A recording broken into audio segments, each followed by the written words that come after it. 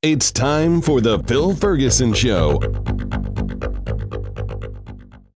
With me today, I have John Follis, who just put out a movie, called Leaving God. John, how are you? I'm terrific, Phil. Found it very fun to watch. It's well done, well edited.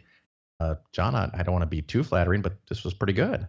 Hollywood International Film Festival. You apparently were the winner of that. Is it, or is it a subcategory? There are multiple winners. It's the Hollywood International Independent Documentary. Did you grow up with religion, and how did that work out?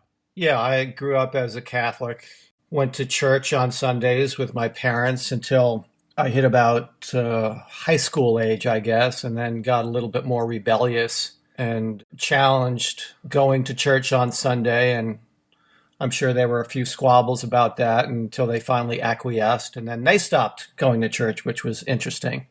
So you have Leaving God. So at some point you were confused, you were frustrated, you were conflicted because of the contradictions. You're not Catholic now, though, are you? No. And, I just want to make sure your viewers understand this film is not all about me, because then it really would be a very boring film, right? Even though part of it includes my journey seeking the truth. My main motivation for making the film was just paying attention to the shifting tides in America around the idea of traditional religion and God. And the film really addresses that by pointing out that for the first time, based on recent research that's been done, that for the first time in America, the largest religious group in America is the non-believers or non-traditional religious people. And to me, that was a pretty significant shift, right? Because people who say don't subscribe to any particular religion, not that long ago, that was between 5 and 7% of people in America. And just in the past, I think 20 or 30 years, that has now become the largest group at 25%. So that was a significant shift. And then, of course, by doing the research, I found out that it's not only people like me and you and maybe some of the listeners who have changed their traditional religious beliefs, but now more and more priests and ministers are, quote, coming out of the closet as non-believers. And that, to me, just kind of blew my mind.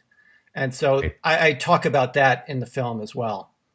And of course, people under 30 and definitely under 25 years of age, that number of non-religious is significantly higher even for them. Correct. When more younger people are kind of leading this shift to non-belief, that means that it's not a great time to be in the church business. Yeah, and a big contributing factor to this, Phil, as I mentioned in my film, is the internet. Yes, I agree. I mean, since the mid '90s, that's, if you look at the bar graphs of people leaving religion and changing their attitudes about religion and God, it really parallels almost identically with the growth of internet use beginning in the mid '90s. So that's why I thought this film would be interesting, as it kind of explores the shifting trend, why it's happening. And again, as I mentioned, the fact that now more and more priests and ministers are coming out, which is there could be a great documentary just on that subject alone.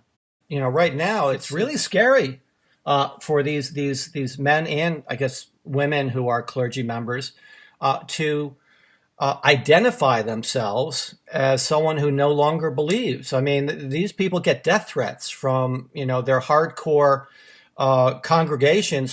So, I mean, it's a really interesting topic to explore, and I only touch on it a little bit. In case we missed it or you missed it earlier listening, the title of the film is called Leaving God. It's on Vimeo. And would you be willing to go to some conferences and show the film and talk about it around the country. Absolutely. But John, if someone wants to do this, how do they reach you?